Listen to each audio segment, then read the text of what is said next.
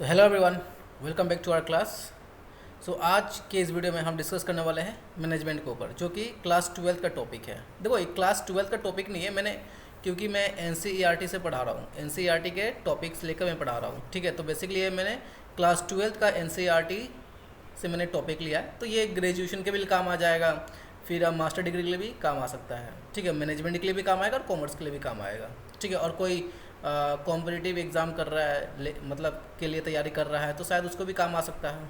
ठीक है, तो देखो, मैनेजमेंट का अगर मीनिंग जानना है तो उससे पहले हमें इफ़ेक्टिवनेस और एफिशिएंट का मीनिंग जानना होगा। जो कि देखो,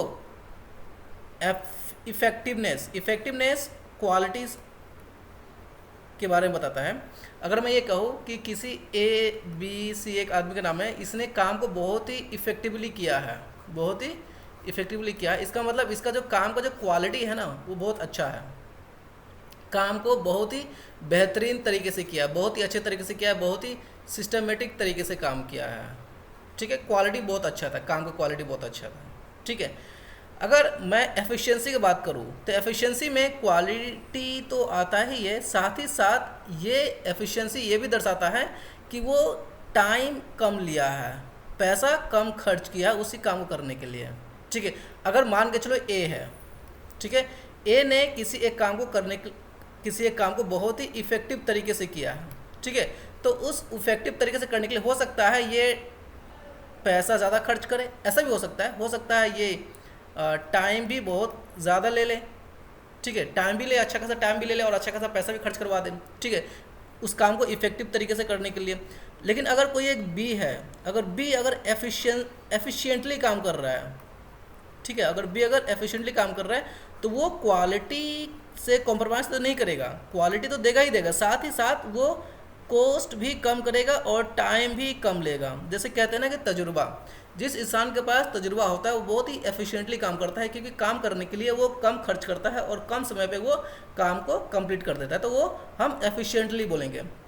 ठीक है, और कोई आदमी होता है कि काम को अच्छे तरीके से करता है लेकिन थोड़ा टाइम ले लेता है, हो सकता है टाइम भी ले ले, हो सकता है पैसा भी ज़्यादा खर्च हो जाए, लेकिन दोनों में क्वालिटी इंपॉर्टेंट है। क्वालिटी इफेक्टिवनेस में भी इंपॉर्टेंट है, क्वालिटी एफिशिएंट में भी इंपॉर्टेंट है। लेकिन इफेक्टिव में सिर्फ क्वालिटी मैटर करता है और एफिशिएंट में कॉस्ट और टाइम भी मैटर करता है। ठीक है, जैसे यहाँ पे देखो क्या लिखा हुआ है, effectiveness means doing the right things to achieve goals and objective successfully. ठीक है, कोई भी अगर काम दिया गया है तो उस काम को इफेक्टिवली सक्सेसफुली उसको मतलब करना है। जैसे मान के चलो हमें किसी एक टारगेट दिया हुआ, हमें एक गोल दिया हुआ, उस गोल को अचीव करना है सक्सेसफुली, तो उसको हम इफेक्टिवनेस कहेंगे। यहाँ पे कितना समय लिया है और कितना खर्च किया है वो मैटर नहीं कर रहा है, यहाँ पे वो बातें नहीं हो रहा है। ठीक है, यहाँ पे लिखा भी हुआ, it focuses on the quality of results whether the desired outcome is achieved और नॉट। ठीक है, तो इफेक्टिवनेस सिर्फ किस पे फोकस करता है, रिजल्ट पे, जो कि मतलब जो टारगेट दिया गया था वो टारगेट अचीव हुआ कि नहीं हुआ, जो ऑब्जेक्टिव सेट किया गया था वो ऑब्जेक्टिव सक्सेसफुली अचीव हुआ कि नहीं हुआ। ठीक है, एक एग्जांपल देख लो, completing a project that satisfy customer needs is effectiveness. ठीक है,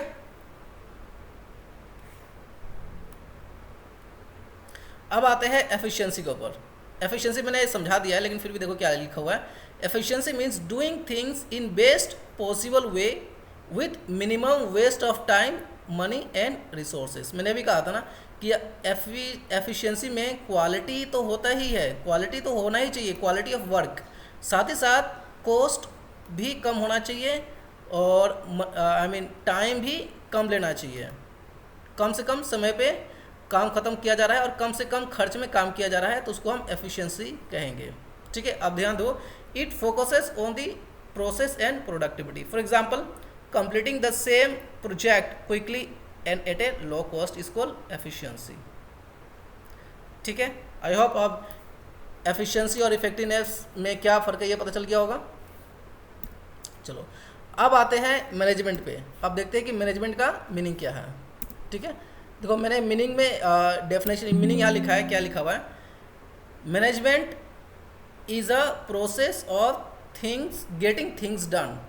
ठीक है, management is a process of getting things done with the aim of achieving goals effectively and efficiently. देखो क्या होता है कि हम बात कर रहे हैं बिजनेस स्टडी का चैप्टर है, बिजनेस स्टडी का ही एक चैप्टर है। तो बिजनेस स्टडी में ठीक है हम बात करेंगे सिर्फ बिजनेस के ऊपर, ठीक है, बिजनेस के ऊपर। तो बिजनेस में क्या होता है ना कि एक टारगेट सेट किया जाता है, एक टारगेट सेट किया जाता है, एक गोल सेट किया जाता है, ठीक है। तो इस टारगेट को अचीव करने के लिए और इस गोल को अचीव करने के लिए मैनेजमेंट की प्रोसेस को इनिशिएट किया जाता है। मैनेजमेंट एक प्रोसेस है जिसको इनिशिएट किया जाता है ताकि टारगेट को अचीव कर सके और गोल को अचीव कर सके, ठीक है। तो इस टारगेट को अचीव करने के लिए या फिर इस गोल को अचीव करने के लिए बहुत सारे काम किए जाएंगे और बहुत ही सिस्टमेटिकली काम किए जाएंगे। तो इसी प्रोसेस को कहा जाएगा मैनेजमेंट। मैनेजमेंट बेसिकली देखो किसी भी ऑर्गेनाइजेशन में बहुत सारे एक्टिविटीज़ होते हैं, किसी भी ऑर्गेनाइजेशन में बहुत सारे एक्टिविटीज़ होते हैं, ठीक है। तो इस सभी एक्टिविटीज़ को मैनेज करने को ही मैनेजमेंट कहते हैं। अब कौन सा काम पहले किया जाएगा, कौन सा काम दूसरी नंबर पे किया जाएगा, कौन सा काम तीसरे नंबर पे किया जाएगा, इसको मैनेज करके चलना है। प्रोडक्शन कितना होना चाहिए, ठीक है, किस क्वालिटी का प्रोडक्ट होना चाहिए, फिर प्राइस कितना सेट होना चाहिए, ठीक है, उसमें टैक्स कितना लगेगा, हर चीज़ को मैनेज करने को ही मैनेजमेंट कहा जाता है, ठीक है। अब बात ये करता है, यहाँ पे कहा गया है getting things done. Getting things done, कोई भी काम को हम अचीव करते हैं तो वो हम कितना इफेक्टिवली कर रहे हैं और कितना एफिशिएंटली कर रहे हैं, ये भी क्या है, मैनेजमेंट का ही हिस्सा है, ठीक है। अभी मैं एक एग्जांपल दूंगा। तो कंपनी होता है, ठीक है, कंपनी है, कंपनी को एक प्रोजेक्ट मिला है, मान के चलो क्या मतलब 1000 लैपटॉप मैन्युफैक्चर करने के लिए कंपनी को एक ऑर्डर मिला है, प्रोजेक्ट मिला है जिसमें 1000 लैपटॉप उसको मैन्युफैक्चर करना है और उसको सेल करना है, ठीक है। तो अब कंपनी क्या करेगा, एक ग्रुप बनाएगा, ठीक है, एक ग्रुप बनाएगा या फिर एक डिपार्टमेंट बना देगा, ठीक है, और उस डिपार्टमेंट को या फिर उस ग्रुप को काम दे देगा कि तुम इस 1000 लैपटॉप का मैन्युफैक्चरिंग करवाओ, ठीक है। तो इसको ही हम मैनेजमेंट कहते हैं कि ये टारगेट क्या हो गया, टारगेट 1000 लैपटॉप का मैन्युफैक्चरिंग है ना, इसको सेल भी करना है, ठीक है, गोल करना है। तो इस टारगेट को या फिर इस गोल को हम कितने अच्छे तरीके से अचीव कर पा रहे हैं, कितने एफिशिएंटली और कितने इफेक्टिवली हम अचीव कर पा रहे हैं, यही तो मैनेजमेंट है। मैनेजमेंट का सिंपल सा मतलब है कोई भी हम काम कर रहे हैं उसको इतने अच्छे तरीके से किया जाए ताकि उससे हम ज़्यादा से ज़्यादा बेनिफिट ले सके। अगर मैं एग्जांपल दे सकूं तो एग्जांपल देख लो, हम अपने रियल लाइफ में भी बहुत सारे मैनेजमेंट का काम करते हैं। जैसे कि जब हम कहीं बाहर जाते हैं ना तो कपड़ा पहनते हैं, ठीक है, तो कपड़ों का भी मैनेजमेंट होता है कि कौन सा कपड़ा शादी में पहनना चाहिए, कौन सा कपड़ा हम घूमने जा रहे हैं तो पहनना चाहिए, ठीक है। हम बालों को भी, सर पे जो बाल होता है उस पर भी क्या करता है, हम उसको भी, बाल को भी हम मैनेज करके चलते हैं ना। तो ये सब क्या है, मैनेज है। जब हम खाना खाते हैं तो कौन सा खाना खाना चाहिए, कौन सा खाना नहीं खाना चाहिए, सुबह में क्या खाना चाहिए, दोपहर में कितना खाना चाहिए, रात को कितना खाना चाहिए, ये सब का बारे में हम जब सोचते हैं तो हम क्या कर रहे हैं, मैनेजमेंट ही तो कर रहे हैं बेसिकली, अपने हेल्थ का, अपने पर्सनालिटी का, ठीक है। तो ये सब है मैनेजमेंट का मीनिंग। आई होप मैनेजमेंट का मीनिंग समझ में आ गया होगा। तो अब नेक्स्ट टॉपिक में आते हैं कैरेक्टरिस्टिक्स ऑफ मैनेजमेंट। आप समझते हैं मैनेजमेंट का कैरेक्टरिस्टिक्स क्या है या फिर फीचर्स क्या है, ठीक है। तो सबसे पहले है गोल ओरिएंटेड। अभी मैंने बताया कि मैनेजमेंट में क्या होता है, गोल दिया जाता है या फिर एक टारगेट सेट होता है, एक टारगेट सेट होता है या फिर ऑब्जेक्टिव दिया जाता है या फिर गोल सेट होता है। उसी गोल को अचीव करने के लिए या फिर उसी टारगेट को अचीव करने के लिए मैनेजमेंट काम करता है, ठीक है। So management is always focused on achieving specific objectives और goals of an organization efficiently and effectively, ठीक है।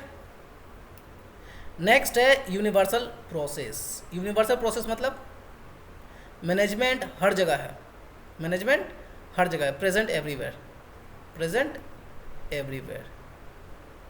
अब प्रेजेंट एवरीवेयर का मतलब कंपनी में भी है, बिजनेस में भी है, कंपनी में भी कह दो, गवर्नमेंट में भी कह दो, एजुकेशन में भी कह दो, मिलिट्री में भी कह दो, ठीक है, घर में भी कह दो। हम लोगों का घर में किचन होता है ना, किचन में भी तो मैनेजमेंट होता है ना हर चीज़ का, कि सामान कहाँ रखना है, कौन सा सामान कितने रुपए का लेके आना है, हर चीज़ का मैनेजमेंट होता है, ठीक है। तो इसलिए हम कहते हैं management is a universal process. कोई एक ऐसा काम नहीं है जिसमें मैनेजमेंट प्रोसेस इन्वॉल्व नहीं है। एक एग्जांपल के तौर पर ले लो, अगर किसी कभी कभी पिकनिक पे जाना होता है, पिकनिक पे जाना होता है तो उस पिकनिक का जो पूरा प्रोसीजर है वो भी मैनेज होता है ना।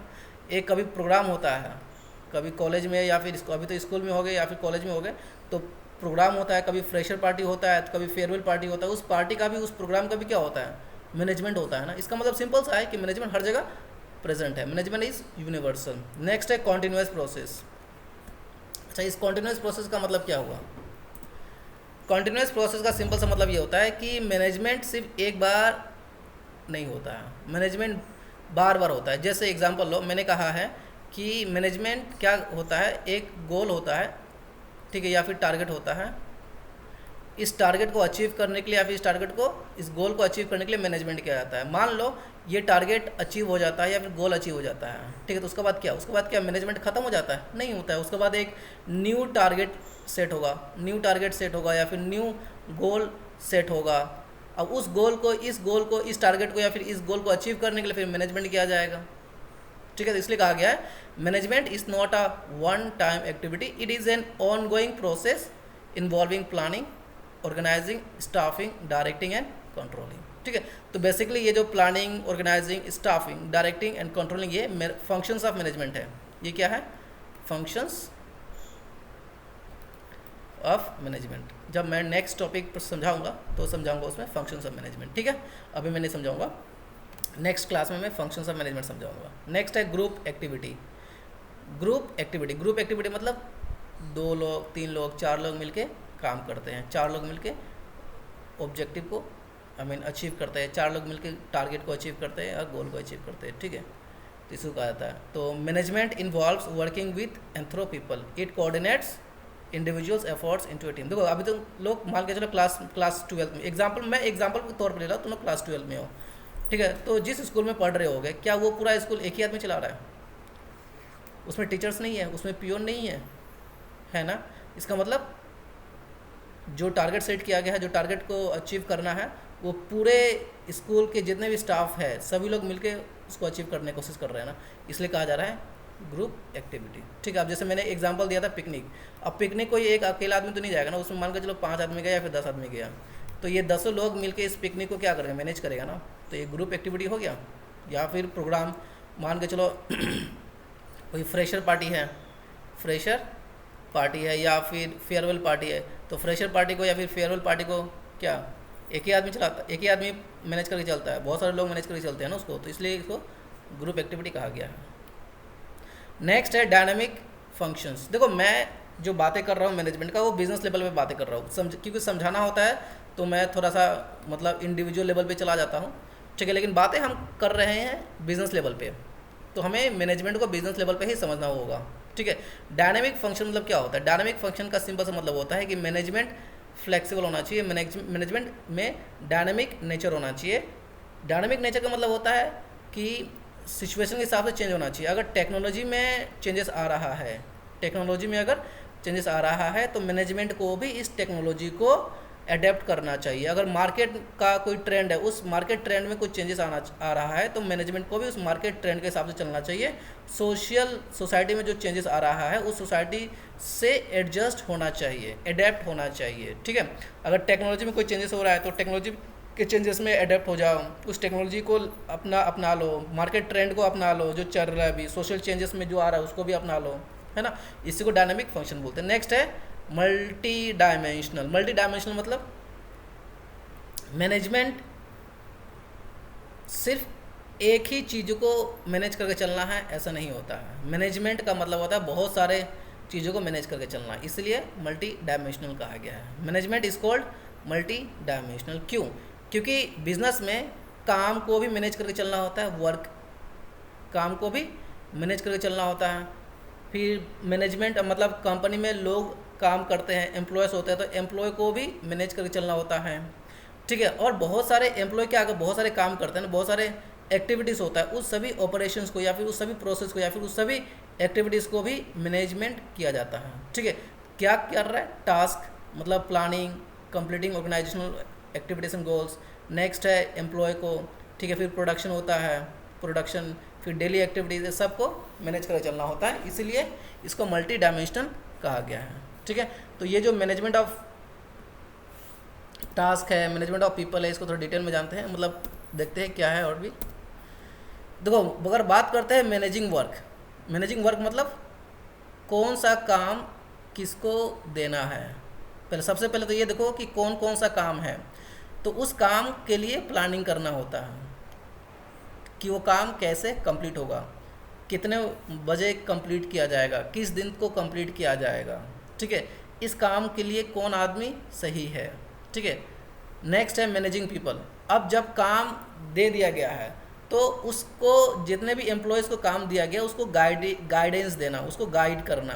ठीक है, उसको काम के लिए मोटिवेट करना। मोटिवेट बहुत सारे तरीक़ों से किया जा सकता है। मोटिवेट अपने बातों से भी किया जा सकता है और मोटिवेट पैसों से भी किया जा सकता है। ठीक है, नेक्स्ट है मैनेजिंग ऑपरेशन और प्रोसेस। मैनेजिंग ऑपरेशन प्रोसेस मतलब देखो बिजनेस में बहुत सारे एक्टिविटीज़ होते हैं और डेली बेसिस पे होते हैं, उन सभी एक्टिविटीज़ को मैनेज करने को कहा जाता है मैनेजिंग ऑपरेशंस और मैनेजिंग प्रोसेसेस। जैसे प्रोडक्शन भी होता है ना, तो इसलिए कहा गया है कि management is a multi dimensional. Multi dimensional क्यों कहा गया है कि मैनेजमेंट वर्क को या फिर टास्क को मैनेज करता है, मैनेजमेंट एम्प्लॉय को भी या फिर पीपल को भी मैनेज करता है, मैनेजमेंट ऑपरेशंस को भी मैनेज करके चलता है। तो ये था फीचर्स ऑफ मैनेजमेंट। तो आई होप, या फिर characteristics of management, I hope समझ में आया होगा। तो अब चलते हैं नेक्स्ट टॉपिक पे जो कि हमारा है ऑब्जेक्टिव्स ऑफ मैनेजमेंट। ठीक है, देखो मुझे ऐसा लग रहा है कि जो भी मैं समझाता हूँ वो सभी को समझ में आता है। ठीक है, तो चलो देखते हैं ऑब्जेक्टिव्स ऑफ मैनेजमेंट कितने हैं। 3-4 होंगे, 1 2 3। बेसिकली इसके बहुत सारे ऑब्जेक्टिव्स हैं लेकिन 3 मेन ऑब्जेक्टिव्स है। देखो ये भी एक ऑब्जेक्टिव्स ही कहा जाएगा, लेकिन हम लोगों ने इस ऑब्जेक्टिव को एक ग्रुप कर दिया है, उस ग्रुप का नाम है ऑर्गेनाइजेशनल ऑब्जेक्टिव्स। ठीक है, सो ऑर्गेनाइजेशनल ऑब्जेक्टिव्स में यही सब आता है। अर्निंग प्रॉफिट, ठीक है, कि प्रॉफिट कमाना है। बिजनेस, ऑब्वियसली बिजनेस है तो प्रॉफिट कमाना ही है। नेक्स्ट है बिजनेस का ग्रोथ एंड एक्सपेंशन देखना है। ठीक है, जितने भी हमारे पास रिसोर्सेस है उस रिसोर्सेज को एफिशिएंटली यूज़ करना है। ठीक है, यहाँ पे रिसोर्सेज सिर्फ मटेरियल ही नहीं है। यहाँ पे अगर हम सोच रहे हैं कि सिर्फ रिसोर्सेज मतलब मटेरियल, तो नहीं, मटेरियल तो है ही, साथ ही साथ ह्यूमंस भी रिसोर्सेज है, टाइम भी रिसोर्सेज है। ठीक है, नेक्स्ट है कि मार्केट में कंपटीशन है तो मार्केट में सर्वाइवल कैसे करना है। ठीक है, तो उसको भी हम ऑर्गेनाइजेशन ऑब्जेक्टिव्स में ही इंक्लूड करेंगे। फिर हमारा जो प्रोडक्टिविटी है उस प्रोडक्टिविटी को हमें कैसे इंक्रीज़ करना है तो इसको भी हम ऑर्गेनाइजेशनल ऑब्जेक्टिव्स में ही लेंगे। ठीक है, तो this objectives basically organizational objectives क्या है? This objectives focus on achieving goals of the organization efficiently and effectively. ठीक है, पहला गोल क्या है?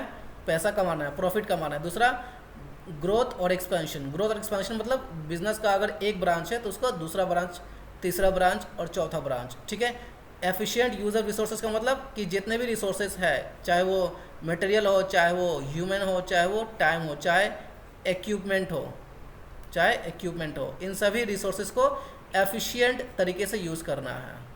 आई होप एफिशिएंट का तो मतलब पता है।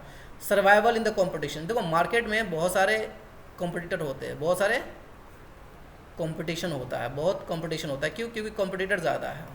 तो इस कंपटीशन में सर्वाइव करना, फिर प्रोडक्टिविटी को इंक्रीज करना, ये सब ऑर्गेनाइजेशनल ऑब्जेक्टिव्स है। नेक्स्ट है सोशल ऑब्जेक्टिव्स। वो तो था ऑर्गेनाइजेशनल ऑब्जेक्टिव्स। अच्छा देखो, ऑर्गेनाइजेशनल ऑब्जेक्टिव्स और सोशल ऑब्जेक्टिव्स में क्या फ़र्क है? ऑर्गेनाइजेशनल ऑब्जेक्टिव का मतलब ये होता है कि कोई भी बिजनेस या फिर कोई भी कंपनी खुद के बारे में सोच रहा है। ठीक है, खुद के बारे में सोच रहा है मतलब खुद का बिजनेस के बारे में सोच रहा है कि बिजनेस प्रॉफिट ज़्यादा कमाए, ग्रोथ हो, रिसोर्सेज जितना भी उसको पास एफिशिएंटली यूज़ करे, तो वो खुद के बारे में सोच रहा है। ठीक है, लेकिन हम बात करते हैं कि सोशल ऑब्जेक्टिव्स क्या है। तो सोशल ऑब्जेक्टिव्स में ऑर्गेनाइजेशन खुद के बारे में नहीं सोचता है, वो सोसाइटी के बारे में सोचता है कि सोसाइटी का वेलफेयर कैसे हम कर सकते हैं। ठीक है, वही बात लिखा गया है, management should work for the welfare of society along with business growth. ठीक है, तो सोशल ऑब्जेक्टिव्स में क्या क्या आता है? Providing good quality at fair prices. एक सिंपल सा बात है, कोई एक प्रोडक्ट है, उसका अगर प्राइस 20 रुपये है, उस प्रोडक्ट का प्राइस 20 रुपये है, तो उस प्रोडक्ट का क्वालिटी एटलीस्ट 20 रुपये का तो होना ही चाहिए। ऐसा नहीं है कि 20 रुपये ले रहा है लेकिन 5 रुपये वाला क्वालिटी दे रहा है। कम से कम 20 रुपये का होना चाहिए, या फिर 20 रुपये से ज़्यादा भी हो सके तो कोई बात नहीं है। ठीक है, और कंपनी या फिर बिजनेस एम्प्लॉयमेंट देना चाहिए। एम्प्लॉयमेंट मतलब रोजगार देना चाहिए जिस सोसाइटी में वो है। मान के चलो दिल्ली में बहुत सारे कंपनी है, ठीक है, तो कोशिश करना चाहिए कि दिल्ली में जो कंपनियां हैं वो वहाँ के लोगों को एम्प्लॉयमेंट दे, नौकरी दे, ठीक है। नेक्स्ट क्या है, protecting the environment. Protecting the environment का मतलब सिर्फ ट्रीज़ ही नहीं आते हैं, इन्वायरमेंट का मतलब एयर क्वालिटी भी आता है, फिर रिवर वाटर पोल्यूशन भी आता है, ठीक है। तो कंपनी ध्यान देना चाहिए, फिर बिजनेस ध्यान देना चाहिए कि वो ट्रीज़ ज़्यादा ना काटे, एयर का पोल्यूशन ना करे, फिर वाटर पोल्यूशन भी ना करे। ये सब चीज़ों पे ध्यान देना चाहिए, तो इसको कहते हैं प्रोटेक्टिंग इन्वायरमेंट। नेक्स्ट है following ethical business practices. Ethical business practices मतलब मोरल वैल्यूज़ ना, तो उसको प्रैक्टिस करना चाहिए। जो सोसाइटी के लिए अच्छा नहीं है वो प्रोडक्ट बेचना नहीं चाहिए, और जो सोसाइटी के लिए अच्छा नहीं है उसका मार्केटिंग भी नहीं होना चाहिए, ठीक है। फिर contributing to social welfare. Contributing to social welfare मतलब थोड़ा चैरिटी वैरिटी, ठीक है। नेक्स्ट है पर्सनल ऑब्जेक्टिव्स। पर्सनल ऑब्जेक्टिव्स क्या है? पर्सनल ऑब्जेक्टिव्स मतलब एम्प्लॉयज़ का बातें किया जा रहा है। देखो पहला बातें किसका हो रहा था? ऑर्गेनाइजेशन का बातें हो रहा था। पहला ऑब्जेक्टिव में ऑर्गेनाइजेशन का बातें हो रहा था, मतलब ऑर्गेनाइजेशन खुद के बारे में सोच रहा है। दूसरे ऑब्जेक्टिव में सोसाइटी के बारे में ऑर्गेनाइजेशन सोच रहा है। तीसरा एम्प्लॉय के बारे में सोच रहा है, तो इसको ऑब्जेक्टिव कहा जाता है, ऑब्जेक्टिव्स ऑफ मैनेजमेंट। पहला ऑब्जेक्टिव ऑर्गेनाइजेशन के लिए, दूसरा ऑब्जेक्टिव सोसाइटी के लिए, तीसरा ऑब्जेक्टिव एम्प्लॉय के लिए, ठीक है। तो याद रखना, मतलब इजी हो गया। पहला ऑर्गेनाइजेशन, दूसरा सोसाइटी, तीसरा एम्प्लॉय। अब हम लोगों ने ऑर्गेनाइजेशन के बारे में सोच लिया, ठीक है, सोसाइटी के बारे में भी जान लिया। अब एम्प्लॉय के बारे में जानते हैं कि देखो जब कोई भी एम्प्लॉय काम करता है तो उसको जितना वो मेहनत करता है और जिस लायक है उसका उतना पैसा तो मिलना चाहिए, है ना। कि मान के चलो एक एम्प्लॉय है, वो एक उस बिज़नेस को हर मंथ 1 लाख रुपए का बेनिफिट दे रहा है, हर मंथ 1 लाख रुपए बेनिफिट दे रहा है, तो उसको एटलीस्ट ऐसा होना चाहिए कि सैलरी अच्छा खासा दे देना चाहिए, ताकि उसको भी खुश रहे, वो भी लगे कि हाँ चलो मैं एक्सप्लॉइट नहीं हो रहा हूँ। नेक्स्ट है जॉब सेटिस्फेक्शन। जॉब सेटिस्फेक्शन मतलब एम्प्लॉय को सेटिस्फेक्शन होना चाहिए कि जो काम वो कर रहा है वो सही है, जिस कंपनी में काम कर रहा है वो सही काम कर रहा है, ठीक है, इसको कहा जाता है जॉब सेटिस्फेक्शन। नेक्स्ट है good working condition. Good working condition मतलब उसका जो वर्किंग कंडीशन है, जिस हिसाब से वो काम कर रहा है वो अच्छा है, जिस एनवायरनमेंट में वो काम कर रहा है वो अच्छा है। नेक्स्ट है opportunities for promotion and training. ऐसा नहीं होना चाहिए कि वो जिस पोजीशन में है पूरे ज़िंदगी भर वो उसी पोजीशन में गुजार देना चाहिए। क्या होना चाहिए कि जैसे मान के चलो एम्प्लॉय है ना, तो एम्प्लॉय का अगर वर्क अच्छा है, काम अच्छा है, तो उसको सैलरी भी इंक्रीज़ होना चाहिए, अच्छा खासा सैलरी इंक्रीज़ होना चाहिए, प्लस उसको प्रमोशन भी मिलना चाहिए, ठीक है, अगर काम अच्छा है तो। अगर ट्रेनिंग है तो ट्रेनिंग भी देना चाहिए, ठीक है। Motivation and employee welfare. Motivation तो बहुत सारे तरीके का है। मोटिवेशन एक मतलब बातों से भी मोटिवेट कर सकता है, या फिर पैसे दे के भी मोटिवेट कर सकता है। पैसे देने को कहा जाता है इंसेंटिव। इंसेंटिव दे के भी मोटिवेट किया जा सकता है, ठीक है। तो ये था objectives of management. I hope समझ में आया होगा। तो आज के लिए बस इतना ही। See you in the next video.